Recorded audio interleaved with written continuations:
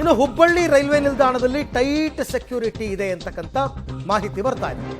ಪೊಲೀಸರು, RPF ಅವರು, dog squad ಅವರು ಎಲ್ಲ ತಪಾಸಣೆಯನ್ನ ಮಾಡ್ತಾ ಇದ್ದಾರೆ. ಹುಬ್ಬಳ್ಳಿ ರೈಲ್ವೆ ಸ್ಟೇಷನ್ನಲ್ಲಿ ರೈಲ್ವೆ ಬೋಗಿಗಳ ಒಳಕ್ಕೆ ತೆರಳಿ ಇಂಚಿಂಚು ತಪಾಸಣೆ. ಗೊತ್ತಿಲ್ಲ, ಏನು ಬೇಕಾದ್ರೂ ಆಗ್ಬೋದು. ರೈಲ್ವೆ ನಿಲ್ದಾಣದ 10 ಕಡೆ ಚೆಕ್ ಪೋಸ್ಟ್ ಅನ್ನು ನಿರ್ಮಾಣ ಮಾಡಿದಾರಂತೆ. 10 ಕಡೆ. ಅದೇ ಇಡೀ ರಾಜ್ಯದ ಅತಿ ಲಾಂಗೆಸ್ಟ್ ರನ್ವೇ ಇದೆಯಲ್ಲ, ಅದು Hubballi railway station. RPF, dog squad ಎಲ್ಲರೂ ಕೂಡ ತಪಾಸಣೆಯನ್ನು ಮಾಡ್ತಾ ಇದ್ದಾರೆ. 10 ಚೆಕ್ ಪೋಸ್ಟ್.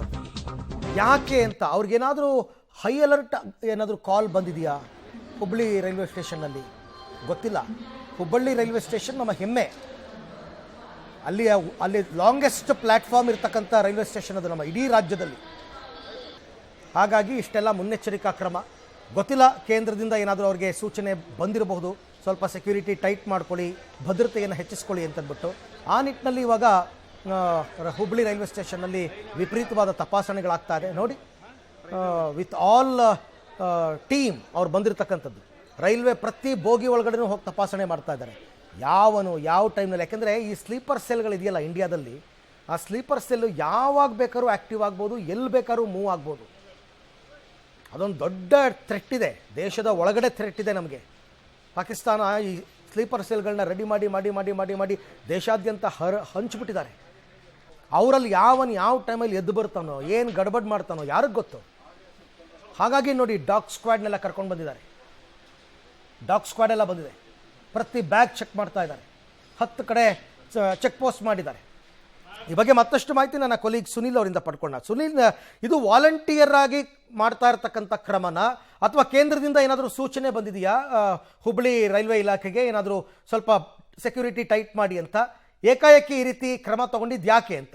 ಅರವಿಂದ್, ಯಾವಾಗ ಪಾಕಿಸ್ತಾನ ಮತ್ತು ಭಾರತದ ನಡುವೆ ಯುದ್ಧ ಒಂದು ಕಾರ್ಮೋಡ ಕವಿತಾ, ಅವತ್ತಿನಿಂದಲೂ ಕೂಡ ಹುಬ್ಳಿ ಧಾರವಾಡ ಒಂದು ಅತಿ ಸೂಕ್ಷ್ಮ ಪ್ರದೇಶ ಆಗಿರೋದ್ರಿಂದ ಇಲ್ಲಿನ ಸ್ಥಳೀಯ ಜಿಲ್ಲಾಡಳಿತ ಮತ್ತು ಪೊಲೀಸ್ ಇಲಾಖೆ ಕಟ್ಟುನಿಟ್ಟಿನ ಕ್ರಮಗಳನ್ನ ತೆಗೆದುಕೊಳ್ತಾ ಇದೆ.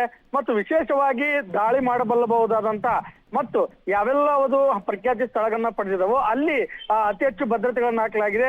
ಮತ್ತು ಈಗ ಹಿಂದೆನೂ ಕೂಡ ಒಂದು ಕೆಲವೊಂದು ಸಂದರ್ಭದಲ್ಲಿ, ಅಂದ್ರೆ ಈ ಹಿಂದೆ ಹುಬ್ಬಳ್ಳಿಯ ಕೋರ್ಟ್ನಲ್ಲೂ ಕೂಡ ಒಂದಿಷ್ಟು ಬಾಂಬ್ ದಾಳಿಗಳಾಗಿದ್ವು. ಸೊ ಹೀಗಾಗಿ ಅದು ಆಗದಂತೆ ಮುನ್ನೆಚ್ಚರಿಕಾ ಕ್ರಮವಾಗಿ ಸ್ಥಳೀಯ ಒಂದು ಜಿಲ್ಲಾಡಳಿತ ಈ ರೀತಿ ವ್ಯವಸ್ಥೆಯನ್ನ ಮಾಡ್ತಾ ಇರುವಂತದ್ದು. ಸಹಜವಾಗಿಯೇ ಒಂದು ಕಟ್ಟುನಿಟ್ಟಿನ ಕ್ರಮಕ್ಕೆ ಈಗಾಗಲೇ ಕೇಂದ್ರವೂ ಕೂಡ ಸೂಚನೆ ನೀಡುವುದರಲ್ಲಿ ಪೊಲೀಸರು ಕೂಡ ಒಂದ್ ಕಡೆ ಕಟ್ಟೆಚ್ಚರಿಕೆಯನ್ನು ಹಾಕಿದ್ದಾರೆ. ಕೆಲವೊಂದಿಷ್ಟು ಕಡೆ ಬಿಗಿ ಭದ್ರತೆ ನಿಟ್ಟಿನಲ್ಲಿ ಈಗ ಇದ್ದುವಂತ ಚೆಕ್ ಪೋಸ್ಟ್ ಗಳಲ್ಲಿ ಸಿಬ್ಬಂದಿ ಸಂಖ್ಯೆಯನ್ನ ಜಾಸ್ತಿ ಮಾಡಿದ್ದಾರೆ.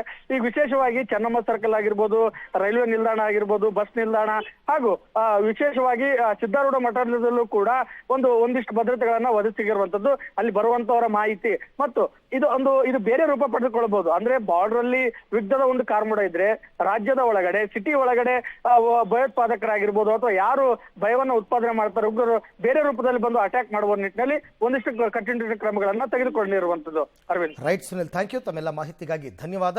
ಕೇವಲ ಅಲ್ಲಿ ಮಾತ್ರ ಅಲ್ಲ, ಈಗ ಬೆಂಗಳೂರಿನ ಕೆಂಪೇಗೌಡ ಇಂಟರ್ನ್ಯಾಷನಲ್ ಏರ್ಪೋರ್ಟ್ ಇದೆಯಲ್ಲ, ಅಲ್ಲೂ ಕೂಡ ವಿಪರೀತವಾದಂತಹ ಸೆಕ್ಯೂರಿಟಿಯನ್ನ ಹೆಚ್ಚು ಮಾಡಿದ್ದಾರೆ.